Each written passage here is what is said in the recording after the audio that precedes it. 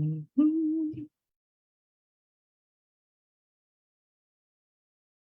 Good evening, beautiful women. Good evening, good evening. It has been another wintry day here in Torquay. It is bizarre. We had summer yesterday and winter today. It is the joy of living in Victoria. So wherever you are in the world, welcome, welcome.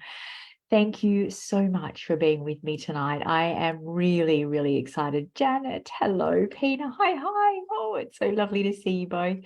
Um, Regardless of where you are in the world. Oh, Monica's with us as well. Hello. I love our evening calls. Oh my gorgeous women showing up here. It just makes it so much more fun.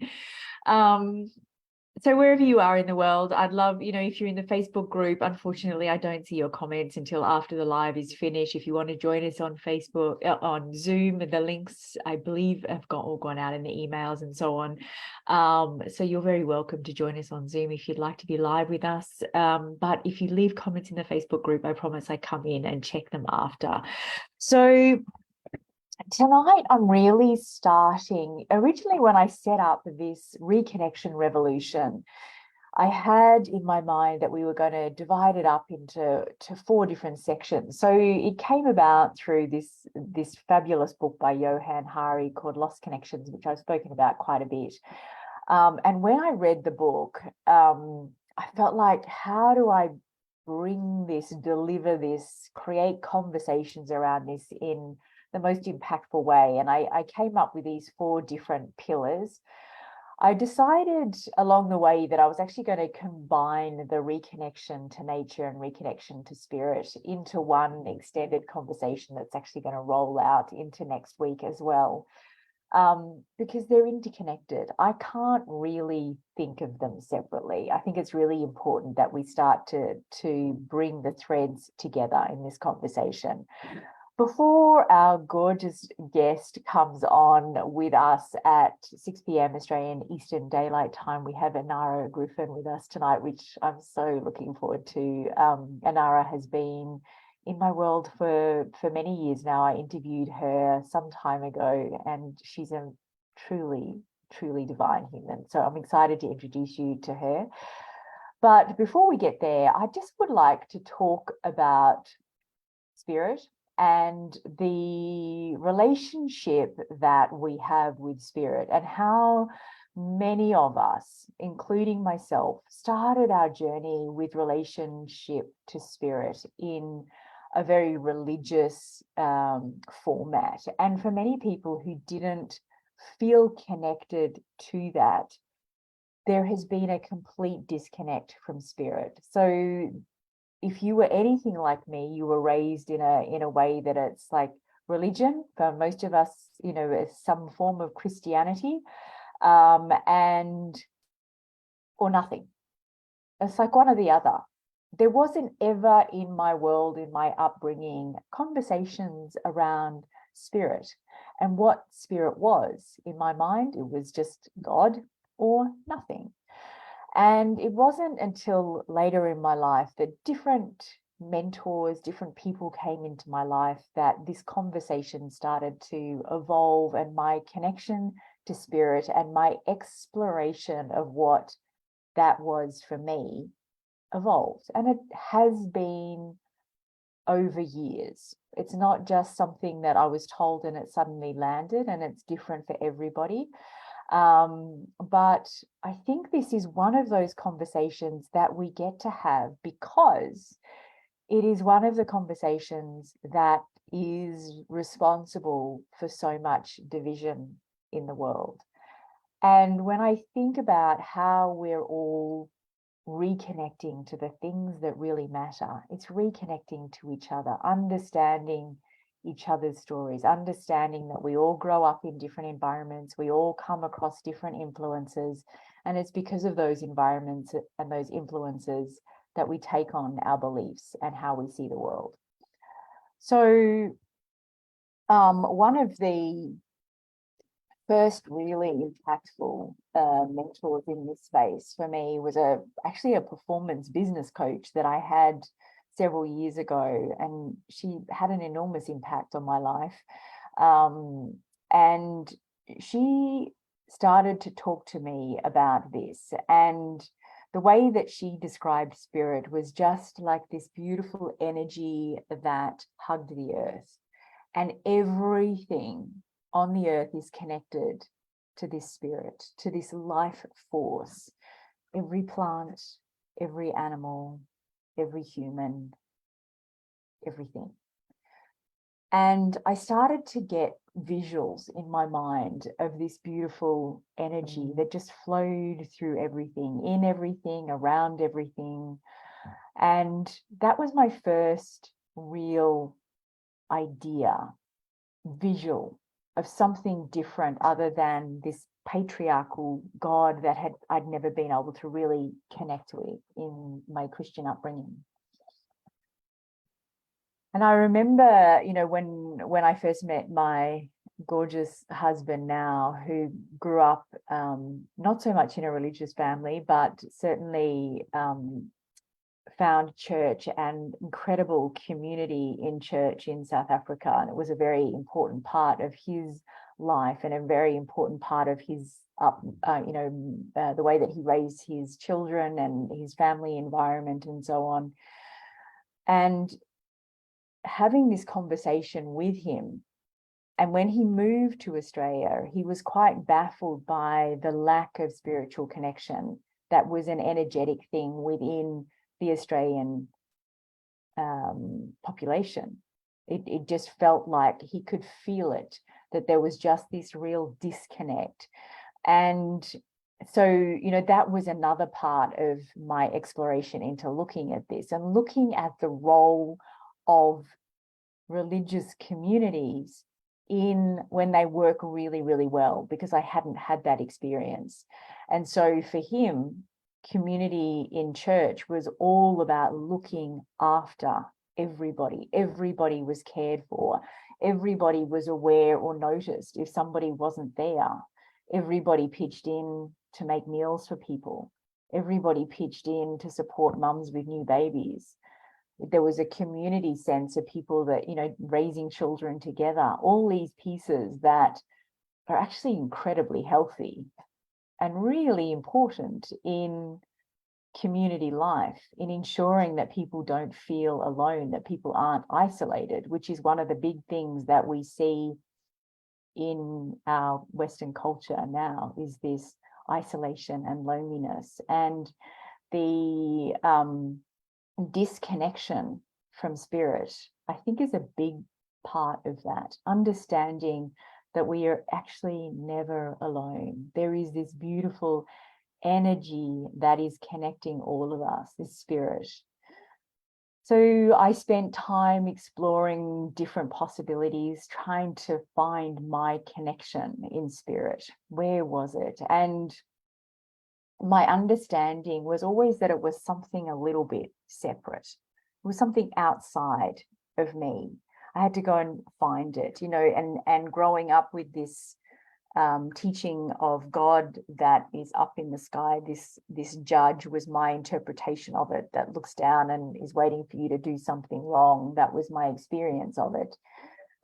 I felt like even when I went to study Buddhism and do meditation in a beautiful Buddhist center that we have near us, I was still looking outside, looking for something, waiting for this connection from an external. And so this evolution of discovery. And then I started thinking about spirit as being Mother Nature, the divine life force that births every living thing on this planet. Is Mother Nature. And then it expands. Is it universe? Is it a universal energy? And then I read a fabulous book, which we're actually studying at the moment in my Emboldened Women's Mastermind, called The Alchemist. And in The Alchemist, he goes on a journey to find his personal legend. And it is within that journey that he connects with the soul of the world. And this was something that resonated really strongly with me. feel it. There's a resonance of truth that just sits in you. You don't have to think about it too much. It is just fits. It just fits well, like a beautiful snuggly jumper. And when I think about the soul of the world, I think about all of us being like a little piece of the soul of the world. And so we never leave the soul of the world. We're never separate from each other. There's an energetic force. We are all one. And in this understanding for me, and this understanding that when we die, we go back into the soul of the world, and then at some point we come back and we have another life. It's this essence of reincarnation. And it was this connection to spirit that allowed me to find peace when my sister died at 49, very, very suddenly. And of course, there's grief and there's sadness, but feeling as though her life wasn't over.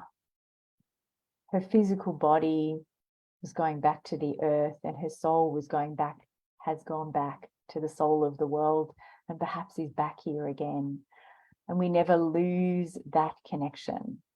And in my meditations, in my times of really still peace, I can connect with her and I can feel her. And when I used to hear people talking about this, I used to have this sense of kind of woo-woo. It's nice. And maybe it's just to make us feel nice. But I'm so grateful to have moved beyond that into a place of just knowing that it is just a knowing, a beautiful truth that lives in me. And through the COVID period, I went into probably one of the darkest patches of my life. There's been two that were monumentally dark. And this was one of them. And it was during my dog sleeping in the background, Pokey. He wants to be part of the conversation. And to pull myself out of this really dark patch, I did a few things, but one of them was really, for the first time, committing to a meditation practice. And there is something so profoundly healing about getting completely still. It is extraordinary that so many of us never are still, never are quiet unless we are sound asleep. We live in such a highly stimulated world. Always something, always something. There's a TV on, we've got our phones, we've got podcasts, we've got books. There is this constant noise. And when it's not on, we're looking for it. So finding time to be really still. You know, I am hoping that everybody listening to this has had the experience of being in an old growth forest, when you just can feel spirit, you can feel the energy in there. There is an energy of not being alone, even when you are not with other people. It is this beautiful connection that gives an enormous sense of peace. The other concepts that I learned along the way were Dharma and Karma. And Dharma is this life path that we're all on. And we don't actually have a say. We have a choice in directions that we take, but life will inevitably keep shuffling us back in some form to this life path. We have lessons that we're here to learn, experiences that we're here to experience, people we're here to meet. I know that, you know, everybody has had these experiences where you meet somebody And it's like, oh my goodness, I feel like we've been friends forever. It's this spiritual path that we're on. We're here for a reason, all of us. Every single human on this planet is here for a reason. Hope he's going to keep being part of the conversation tonight. And there are people that we meet along the way, people that are here for a very short time that have an enormous impact, here for a season, for a time, and then people move on from our lives or they stay. And it's all these connections, all these beautiful connections that we have, that there aren't any accidents, I don't believe. I truly don't believe there's any accidents in any of it. It's all in divine timing. It's all as it's supposed to be, even when it feels like, why on earth did I need to go through this experience? Why on earth did I need to have this experience again? And because I believe, because there are lessons that are still to be learned. And the more that we can look at life this way and see it this way, the more we learn to say, what is the lesson I am here to learn from this? And we get still, we connect to spirit, whatever spirit is for you, whoever spirit is for you.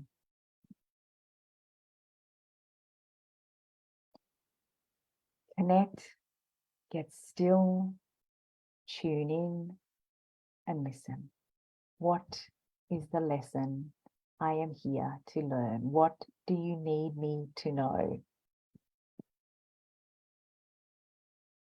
And I think one of the most profound lessons I learned that took me a long time to learn was that I am 100% responsible for my experience of life. 100% responsible. We talk about being empowered, we talk about personal power,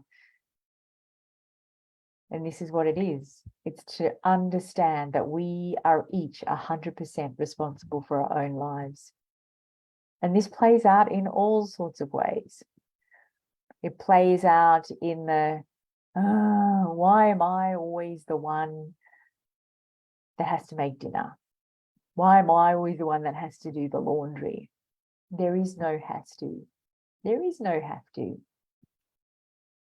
All of us can choose to do absolutely nothing. Everything we do is a choice.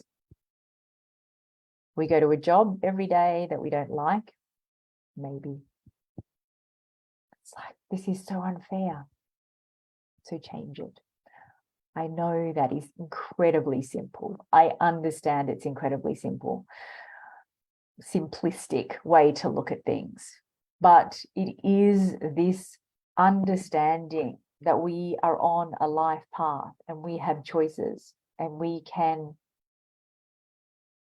shuffle things along and learn the lessons a bit quicker when we take the time to ask, what is the lesson when something's hard?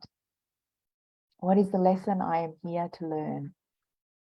What do I need to learn from this? Why do I keep coming back to this same place? Because if we keep coming back to a place we don't want to be, it's because there's a lesson we haven't learned. It's easy to look outside and blame an external, but that's not being empowered. That's not being empowered.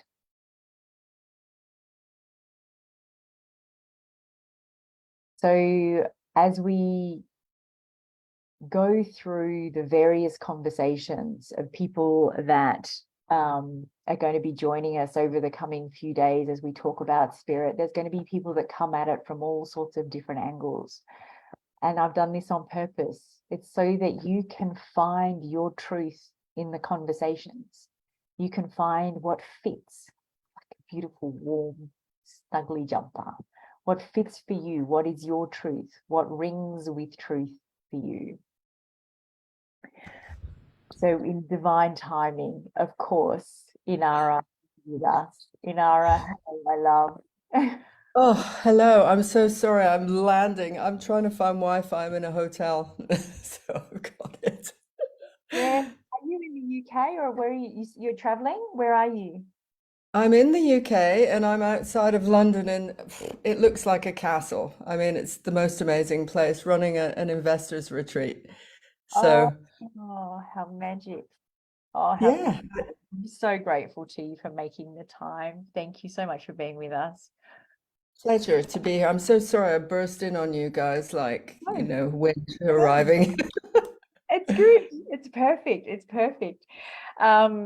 So where are we going to start this conversation? So I've just been talking about spirit and how spirit is different for everybody.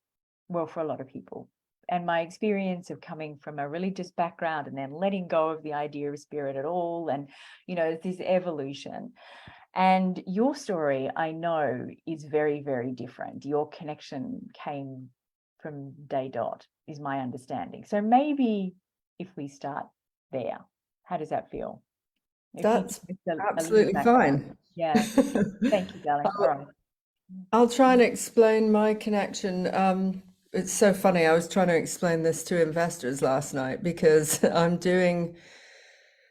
leading a very different kind of what you would expect in an investors retreat. You would expect it would be just simply talking about the investment and the money and how to, bring everything in. But in fact, what I'm doing is breaking it up a lot with different experiences, connecting them in at soul level to what their purpose is. What are they really here for? What's their legacy?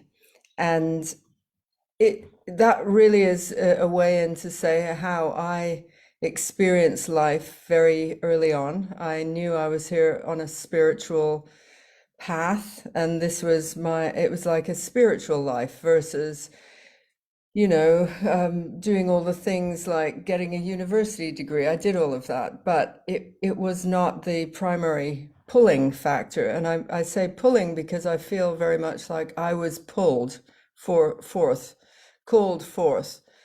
Very different than mission, which is I'm forcing, I'm proving, I'm moving in this way. The calling was different, and I'm sure people will relate to it. But there was a pivotal moment when I was in Yorkshire with my grandmother, favorite grandma, who was also quite spiritual and psychic in her own way. And I went down to the bottom of the garden when I was age 9 and I looked at all the stars. It was one of those starry nights in Yorkshire, clear night, which was a bit unusual. And I had this resonating deep connection to Earth, the world, the universe as deeply connected. And when I explained this to her, she said to me, there are people who heal others, and they're called different names. They're called healers and witches, and they dance naked on the moors and they heal people with milk. And I was like, those are my people, even though I had no idea what any of that meant. Yeah. Uh, she she gave me permission in a way to follow it. And then I just had this series of events. I would say they were downloads, they were sometimes it's like definite channeling, and I know when I'm in that space. And I'll say, so another pivotal moment. I went to university, I studied film, and I just felt like there was no real spiritual content. So I'm academic, I'm good at that. My whole family is very academic. And yet I was like, this doesn't lead to anywhere. It's an academic argument that leads to proving itself, just like this. But there's nothing beyond which has a reason for why you would be on a path. What would take you further than anything else? And so I went to India on my own. I was meeting somebody else there, but there was this moment of like, mid 20s going off to somewhere like India on my own was really powerful. And there's a moment I go to Rajasthan, and I'm told there's a very sacred mountain. And so I thought, okay, great, sacred, anything that with that word, I'm going. And I went up early in the morning, and there was a shrine to Brahma, which is Brahma is, they don't have many shrines to that particular version of divinity. They have lots for Krishna and many other forms of it, but Brahma is the original source. It's the holding, it's the container, it's the never ending, that aspect of it. And I go up there and I meditate, and all of a sudden I get this, that was real channeling. It was like this vision. It's not, it inhabits every cell of your body, a knowing, a new understanding. And the essence was happiness is a choice. And when I got that, because I didn't know that at the time, that happiness was a choice, I thought some people were happy and some people were not. All of a sudden, the second half comes in, which says, and you'll never be happy doing 9 to 5. So I have this alteration up a mountain. It sounds biblical. It kind of was. And then I walk down the mountain. I'm a different person, completely and utterly. I've been rewired. And I thought, I have to get rid of my job. I'm working in film production, and it's at that time, it was slightly meaningless to me. There was this thing that I never see at the end. I'm one tiny little piece in a cog of, many. And I get down to the bottom of the mountain. I was leaving in about 5 days. And when I contacted London, my job had been given away. And though I was irritated at the time, it was like, and outraged. I was like, you're kidding me. This was all arranged. Da, da, da, da. I then go, this is a blessing. This is the true juice. And when I went back to London, I did something which I do with every client I work with. It's like, let's create a blueprint for you to be happy, not to be rich, not to be successful, not to be all the rest of it. Like, let's do the happy piece. And I put down non-negotiables of what makes me happy, including yoga, which is a lifelong practice for me, and even matcha latte. So matcha latte is so significant in my life. It sounds ridiculous, but when you start to see the things that you are really tuned in on, so sunsets for me, i.e., never ever work during some sunset. It's like it's a no-go zone because I must experience that in a different way. So you get this kind of blueprint and then you put it into operating order. And it means that everything in between the happy bit is what you do. It's the doing of the thing. This is the masculine coming in, the doing. And then the happiness is the receiving. And I end up with this incredible blueprint when I was in my 20s that has never ever changed. It's been the same forever. And it doesn't matter how wealthy I am, how successful I am. It's this modus operandi which keeps me absolutely, why am I here? And we're here for happiness. We're here for pleasure. So that's a little bit of it. That incredibly intentional, purposeful living is something that I didn't find till much later. And I'm so envious. I feel like it's something that, children were taught this in school. You can plan what you want. It's not just this reactive bumping into life and dealing with whatever life throws at you, which is how I lived the first 30 something years of my life. This beautiful intentional living, these are the things that make me happy, these are the things I'm going to rather than, which is the epiphany, for what a better word, that you got, the channeling message is that you get to choose this happiness. I'm intrigued. This series came about, I don't know if you've read Lost Connections by Johann Hari. It's a fabulous book, but No, must. I'm intrigued. What are the top things that you see people have on their things that make them happy list? What are the things that, because I think a lot of us think about it in terms of fancier cars and houses and private jets and the right, clothes and so on. But because I do vision boards with people, this is something Yeah. I'm seeing. But what are the ingredients for happiness that you see most commonly? They are the simplest things. I mean, really, that would be in a nutshell, what is it? It's simplicity. So it's always going back to the simplest connection to life force, and it will be family. Mm. You know, top of the list we just did the investors' values yesterday. Top of the list for most of them, most of these men, they're really, really into family. It's like they do everything for family. So that makes them happy. Nature, also top of the list, like experiences in nature. Things that push people, like adventure, makes you happy. So when you ask people, what are these happy moments? There'll be a lot of simple things.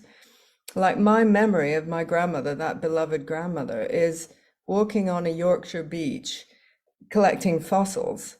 And of all the things, I mean, she lived till she was 87, but I have one snapshot of this gorgeous moment where she hands me a fossil and I receive the fossil and it's me and grandma.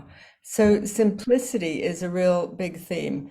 And mostly it's the most simple things, connections to the elements of touch, taste, Mm-hmm.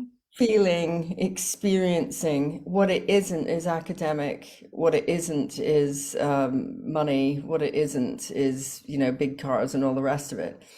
Actually, when you look at, there's another way of looking at it. When you start to think about what do I want to achieve, and that will be a very hyper masculine, and it can be very much to do with like corporate America is very much like that. What are your goals? What are you doing? It's got this energy that you're doing every day, and then this is how I work with it, because I work magical systems and I was trained as a high priestess, so I look at things very differently, and I say, what do you want to achieve? What are the goals? Okay, great. Now shut your eyes. And it's like, it's 5 days after you just achieved that. Okay, you did that. So now what? What do you feel? What are the feelings associated with that achievement? And actually, it's nothing to do with the, getting of the Ferrari or whatever. It's the experience that they get. And often when you get down to that, well, okay, finally you've got the villa. Finally you've achieved whatever it is. You've gone to Louis Vuitton and bought everything in the shop. 5 days later, now that you've done that, you get that in your pores, what is that? And often it's something like, oh, I feel deeply relaxed. I feel deeply secure.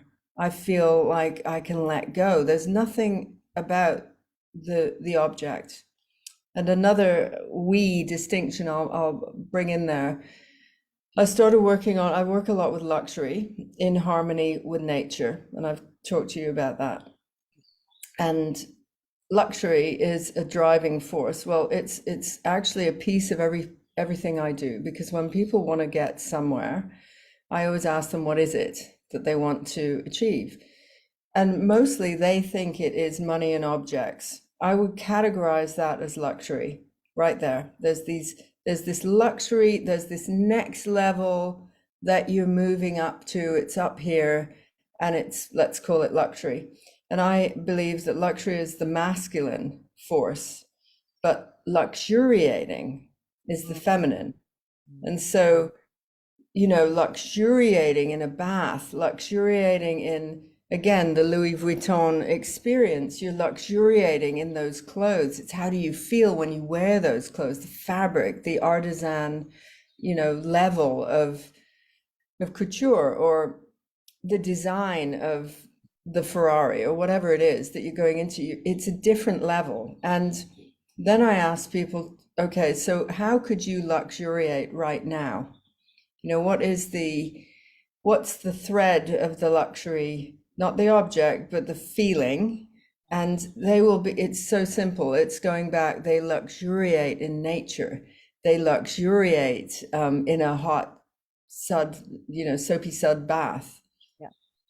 So the more you can do it, now, for feel it now, the more you're continuously in tune with this nature response of what luxuriating is, not here's an object.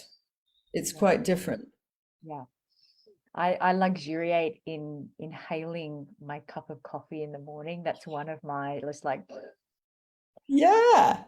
and my other one is getting into a freshly made bed. That's just like, Oh, with yes, crisp absolutely. iron sheets. I know. It's like, yeah. And if you can stay in that realm of, the more we attune to that, this is actually a direct aspect of building wealth and abundance, because the more that you can do it in your ordinary life, so it's no longer a shock factor. So you're like, oh my God, I never iron my sheets. Go iron your sheets. Go luxuriate in your bed and see what it is that you're hankering after, which is, always out here somewhere. Instead, bring it in here, feel the feels of all of it. You start to attract what your experience is, and this is that the law of attraction, which there's a part of it which is visualizing it, but if you don't feel it, then it's just another visual floating out there. Instead, you've got to bring it in, and this is how I've built a lot of wealth for people, and never through, hey, we're going to invest and then we're going to, we do all of that, but it's like, what is it that you're really wanting to build? And a lot of it, there's a woman here who is an investor. She's just so lovely. When we got down to the business of it, her mother died of breast cancer. Now her daughter's got breast cancer, like very serious breast cancer, who has a 3-year-old. So what is the motivation, or what is the essence of everything that she does? And this caring energy and looking after has got a trail of hard facts in there, really sad, hard facts. So it's like, she is not just building wealth, she's building protection and giving that daughter the best she can, as long as she's here with us, type Yeah. thing. Yeah, Yeah. it's deep motivation. Yeah. I was very struck. I watched the Blue Zones. They just did another series. It's something that I've been familiar with for a while. I don't know if you've followed. These are the oldest living cultures around the world. They've got little pockets of people, centenarians, or people that live to over 100. And one of the stories that they talk about is a man who was living. He'd left, I think it was Greece, and was living, I think, in the UK, and got cancer and got very, very sick, and was told he had just a few months to live, and went back to Greece and was just working in, picking olives and drinking wine, and just went into complete remission, and is still around, 20 years later or something. But it is that, how do we string this back to the conversation that, we're having here with connection to nature? There is connection to community and family and people and happiness, simplicity, slowing down, meaning, that deep meaning in our lives. Yeah, they're the threads. Totally. Yeah. And if you attach those threads deeply, interweave them into the doing of the thing. So, I just have this, on a personal level, I'm fairly unstoppable. It's just who I am. And but why do I have that peace? Because I actually don't feel that I have an ordinary life, which is, I'm going to have a job for a certain period of time and then I'm going to retire and I'm going to do whatever. It's like, no, this is my soul work. Yeah. So soul work never ends, and it's not got a time limit on it. Yeah. It means that I'm walking in mastery of my own, teaching, my own understanding. I'm both the student and the teacher at the same time. Yeah. Walking this divine path and illuminating a lot of things for a lot of people, I hope. That is my wish, that I'm an instrument of healing, actually, on all these levels. Mm. And it is tying this connection to spirit back to life purpose. You know, we're arriving with this purpose and following those threads rather than going through the schooling system. You get a certain mark and therefore that's the career that you can take, and it's kind of this dictated by an external thing rather than following the internal voice. Yeah. And having the So confidence for that. say again, sorry. And having the confidence to do that. Yeah. And to walk away from certain things and go, this is not it. Yeah. Yeah. And this is it. And why is that it? Because I feel alive when I'm doing X, Y, and Z. Yeah. And then you will figure out how to maintain X, Y, and Z versus, oh, no, I can't do that. I can't do that. I can't rely on that. Over there's the money. Yeah. I'll just get a job, you know. Yeah. It can be the scarier choice. But so there's two things I want to ask you. We will come to the Queen's Pleasure because I want to find out this beautiful product that you've just been launching and talking about. I've been watching, but you are a high priestess, and this is, I mean, this is something that's intriguing and fascinating and fabulous. And I would just love, how do you come to this, and what does this mean in what you do? Yes, what a massive question. I mean, you know, if I really have to think about the threads of how I end up going there, because it's such a bizarre title, I'm aware of that. But one distinction here is that high priestess doesn't mean higher than thou or anything like that. What it means is when you do a first degree initiation, I was a baby on the path. When I initiate people, you're a baby on the path, on that path, and I look after you. So I end up being the mother aspect of it. And so my high priestess was a motherly. It's very feminine, the first degree. So you are looked after. But if you go on the second degree, which is a higher teaching, and not many are called to it, you go on the masculine path, which is harsher, and it's, you know, you go on your own. But what it's about is then you become a teacher. So if you have no, you know, feeling for being a teacher, then you don't need to do this higher thing. And when you go through that, you end up being called high priestess rather than priestess. So that's one distinction. But I would say that this is the spiritual, you know, how do you put it into words? I had that awakening that was really, I had previous times, even as a really young child, some sense of it. And how it arrived was, it was like a fairy tale. There's this fairy tale language, you know, in normal life, which is compelling and pulling me in a direction. And after my grandmother gave me some words for it, just some, a little bit, you know, the healer, the witches, the this and that, she's trying to give me another sense. I was like, whoa, okay, I need to follow the witches. You know, they're the healers of the universe. And I just didn't know anything about, you know, where do you find one? And that all of that old garbage, which was meant to, is quite misogynistic, you know, the hag imagery, the dangerous imagery, all of that stuff. I was like, no, these are the healers. And I really deeply knew that. So when I was in my 20s, I, like I said, had sort of gotten sick of the academia. I'd done the, you know, the university degree, and it was all academic, these circular things, but there was nothing out here, like what's supporting life itself, existence itself. And I found Vivian Crowley was doing a 6-week, no, I think it was an 8-week course called The History of Paganism in London. And I didn't even know what pagan meant. I just knew, oh, there's a feel here that I'm going down that path. Now, she's a really celebrated author now, but she ran this course and I went, and every week we would learn a bit more about pre-Christian. So anything that was just not Christian, because Christians are the ones who came up with the term pagan, Yep. as you are not Christian. Yep. But actually, when you get down to the basic essence of what does pagan mean, it was used as a Roman word, and it means, it was pagus, and it meant rustic. So rustic of the earth connected to earth people were pagans, right? Just not Christians, that's all.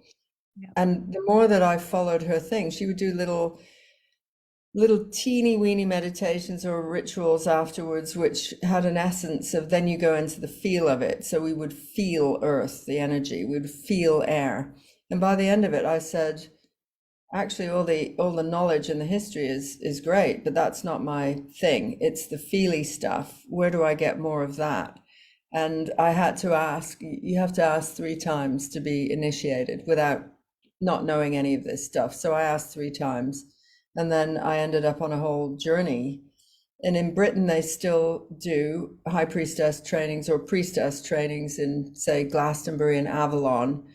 There's still a very old indigenous thread of teaching that's going on here. It will be all over Europe, and there will be different people that you can connect in with, and the journey is totally magical how you find them in a way. But then I did really intensive training for many years, and then as a teacher I was able to then open groups and start to teach. And so I just find people crop up, a bit like I probably cropped up on her path, it was like there's all these little mushrooms sprouting as you're walking along who suddenly want that piece. And then I took all of that knowledge into business, because business happened way later than all of this. These are the systems that I work with, the earth energies, the air. I really work with the moon cycles, every cycle, for launching something or sitting back, holding pattern, receiving, accelerating, when to plant, when to end something. And so I don't work at all like corporate America, which is push, never end, just drive harder to get there. It's like, no, that would be an insane system, because you're then missing out when there's really the time to stop, the real time to receive information. And that's, funnily enough, how with the high priestess stuff, that's exactly how the Queen's pleasures arrived. It didn't arrive through any of the doing. It arrived from the undoing, So we must, I've known you. I think the first time I interviewed you, you were still a millionaire yogi. And I've seen you over the years, the evolutions and the changes. So I'm dying to know about the Queen's pleasures. And yeah, tell us. Well, the Queen's Pleasures is my latest thing, and I came to a place of mastery. I was teaching mastery, actually, very much to do with this, the thing I was just talking about, luxury, that luxury is the masculine. Well, mastery is the masculine, and mysteries is the feminine.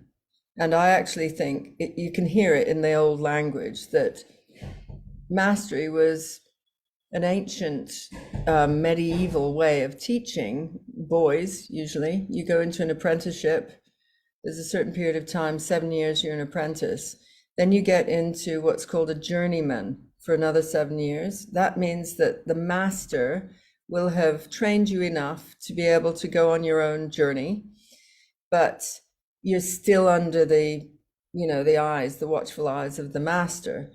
To achieve mastery, you have to create a masterpiece, and it often is then judged and viewed by all the other masters.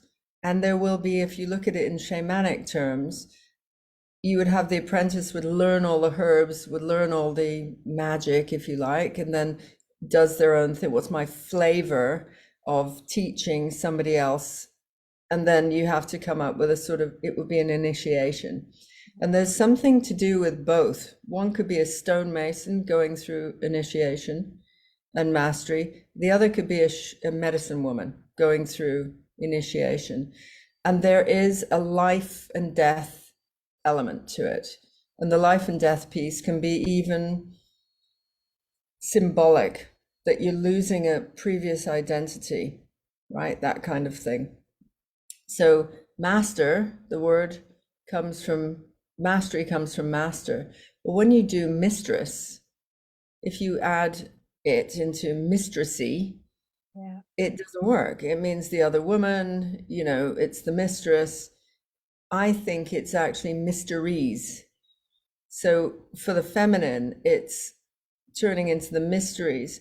So the mysteries are not something you can control.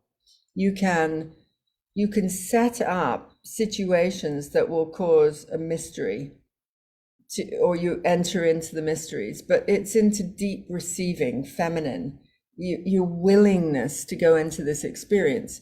So I was teaching all of this, and then I was feeling in my, sort of antenna was that there's something needs to change here. I don't know what it is, but I'm at the level of mastery. And how do you know? Because you can say it. Basically, it's that simple. If you can't say it, you're not at it. So I know I'm a master at a certain level of the work that I do. And then I felt like, all right, I need to take myself off, not on, off into the mysteries.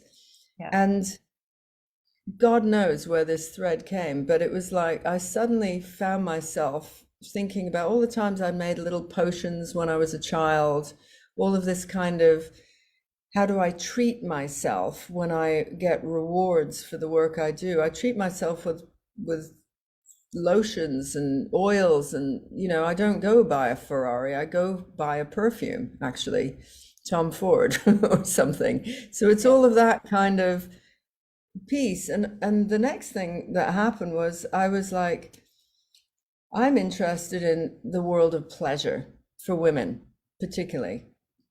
How do women treat themselves in a way that is for solo practitioners on a path going along their own way? Pleasure has to be the reward. It's got to be the piece. And so I then started coming up with, the history of spice roots, what were brought to the queens of old as the ultimate pleasure. And they were these spices. They were worth more than gold. We've talked about this, or something you said the other day. So what's more expensive than gold? Spices. Why? Because they cause experiential shifts. And that was when I thought, I'm going to create aphrodisiacs. It was like out of nowhere came this thought.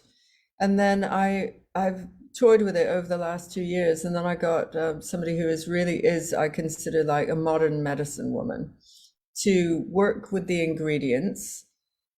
And for me to be, I'm conducting it. I'm not brewing.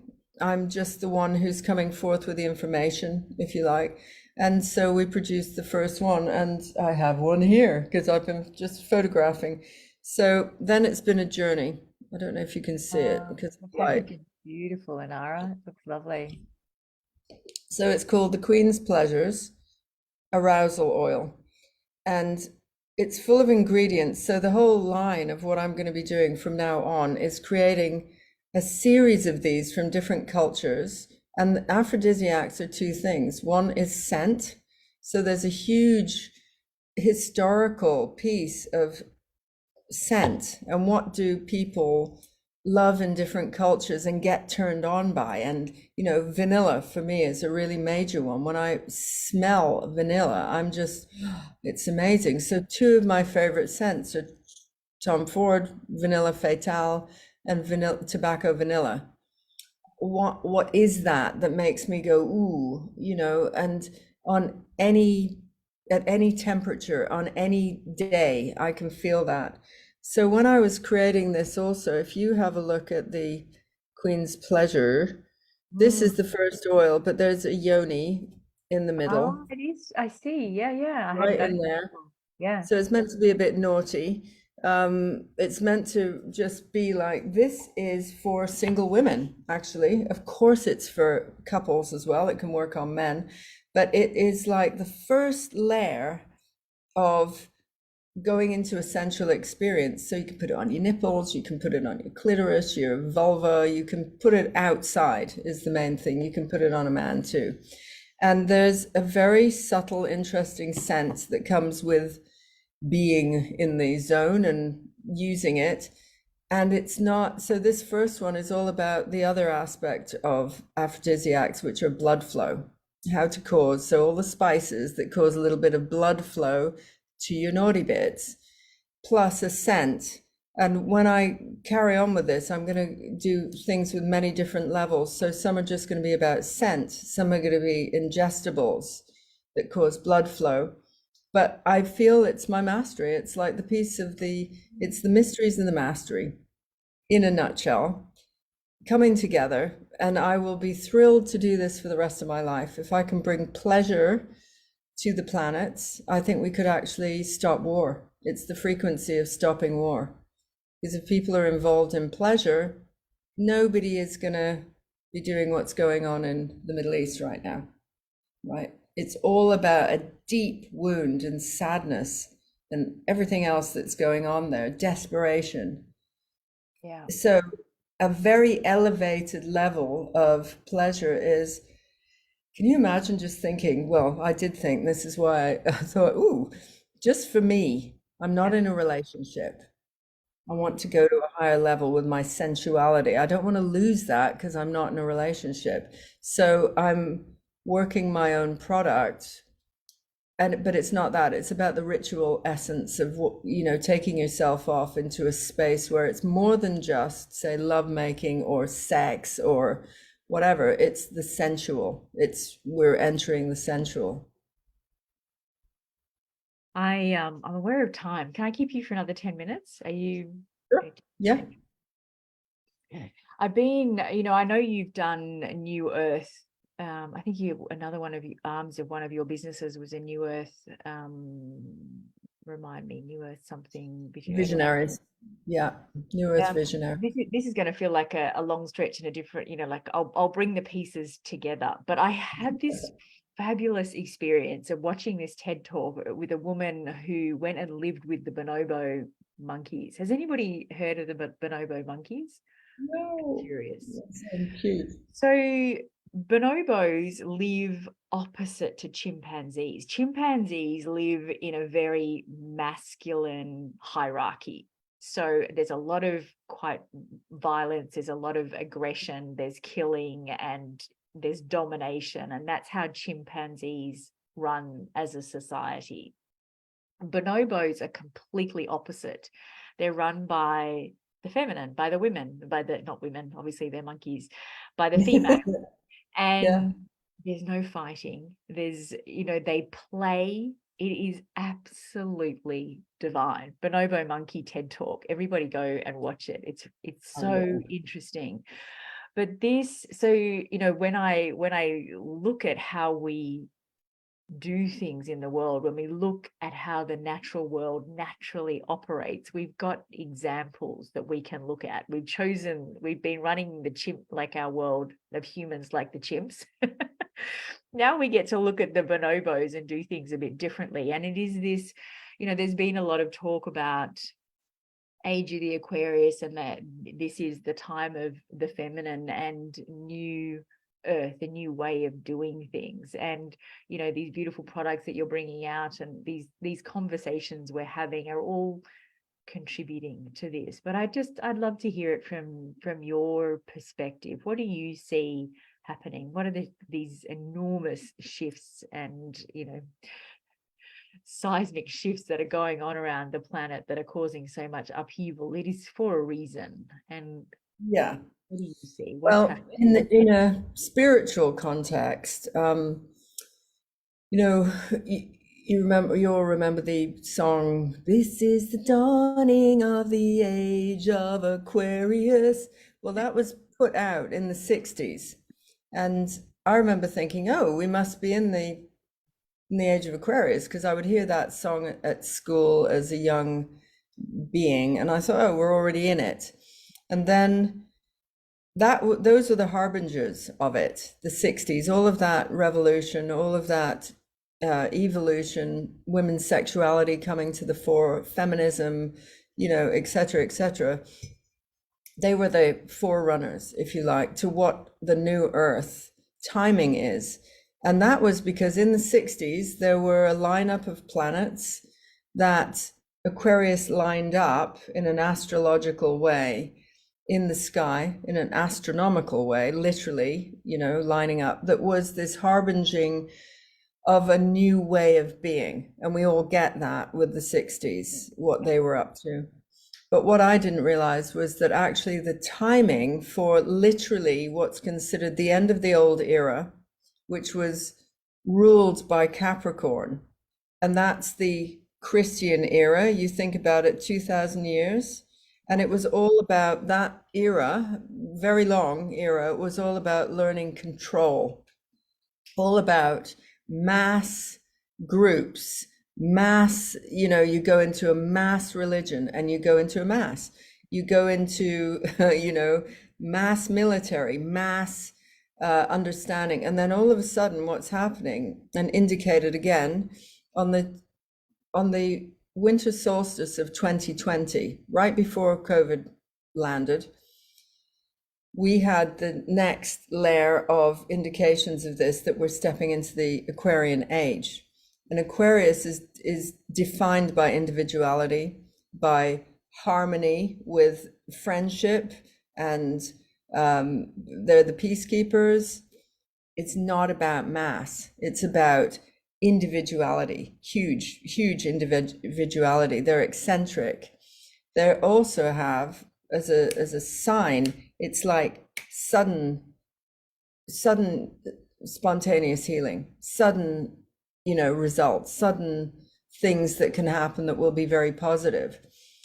We also know that at the end of an era, all those control freaks, which are the military, money systems, mass, religious systems, old, medieval, crusty men who are thinking in that really old way, are going to have a fit as the new systems coming in. So what happens is you see the ugliest part of humanity, and that was already going to happen, right? So the more that you step into individuality, and if you say to a bunch of, say, Hamas leaders, actually, every single one of you is a leader in your own right.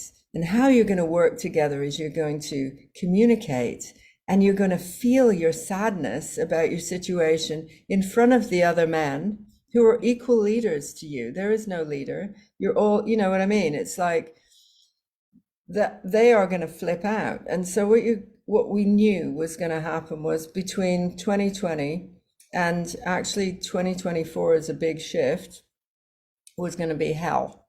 And there were going to be all these things that's come toppling down. But, this has to be.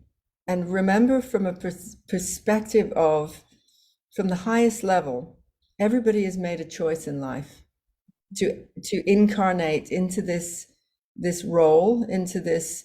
So even if it's unbearable at times to watch people being slaughtered on the streets right now in Israel, etc., both sides reacting in a disgusting way, they all, even the peacekeepers in Israel, made a choice to be there.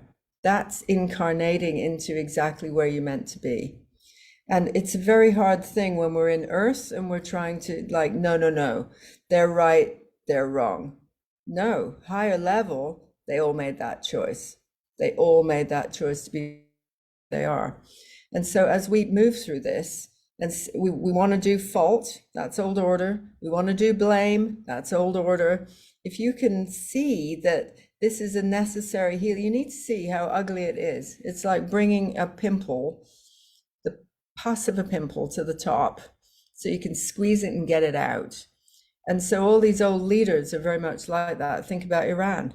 They're horrendous leaders, and who's rising up are all the young women, with their life at stake, to get rid of those old order mentality, people. And then by 2024, what happens astrologically and in many other ways of looking at things, you will have had immense turbulence causing a shift. So one of the things that's happened, just so you can see in a more positive way, when they had lockdown in London, we were really locked down. I know Australia was locked down in a different way because you just couldn't leave.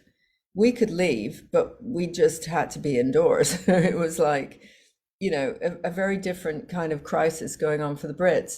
And then while we were locked down, they redid all of London, this medieval city, and they put in bike lanes and they put plant pots at the end of roads so that you couldn't drive down them. So as we came out and we could start to drive more, first level was real irritation. I was like, there are 40 freaking roads I'm trying to drive down that's got a plant pot in it.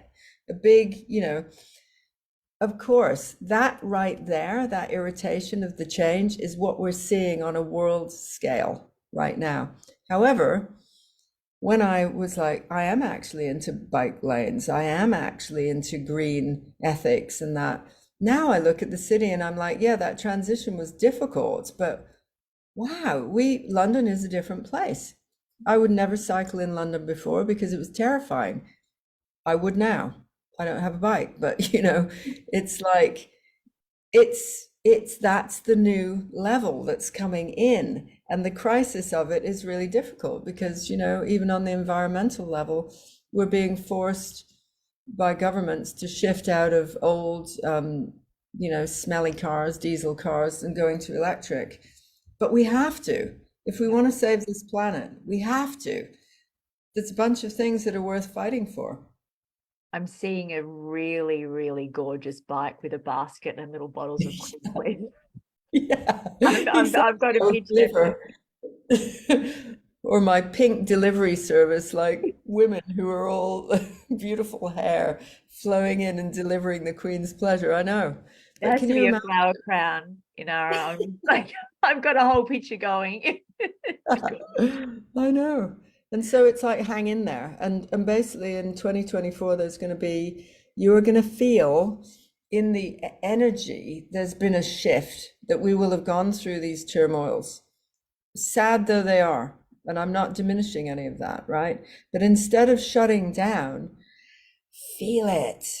Feel the unbearableness of it. Cry your eyes out, like let it in, the shift. And then you come to a different place afterwards, and we will see really good things. I think having perspective for what's going on is super helpful. It's like everything is for a reason. As bewildering as it is a reason. Yeah. There's a reason. Yeah, and that's the spiritual. You can lean into it and go, you don't have to know. That's the mysteries. Yeah. Yeah. Thank you so much, darling. It's been an absolute pleasure, as always. Absolute pleasure. Thank you for making time for us. I think you're off probably to have breakfast, I'm guessing. Well, not breakfast, but I don't really have breakfast, but I'm going straight into, I'm leading them in a special sacred meditation, actually, for the investors. Yeah. What a gift. Gorgeous. So if anyone wants to find Queen Pleasure Oil, is it already for sale? Is it already on the market? We've just had a little soft launch. It's available. I've had one sale. I love it. It's like, it's a baby. It's just starting, right? But the Instagram is called Queen's Pleasure Aphrodisiacs. Okay. Please follow me because there's about 4 people. It's like I'll find it and I'll pop it in the email with this, and yeah. Queen's Pleasure, singular, Aphrodisiacs, plural. And then you can always find me on Inarra Griffyn, and that's more of my spiritual coaching and, but you'll hear what I'm up to there. Lovely. Lovely, and thank you for having me. Mwah. All the way to Australia. Bye. All right, beautiful souls. That's it from us this evening, and I will see you all again tomorrow morning. Big love and bye for now.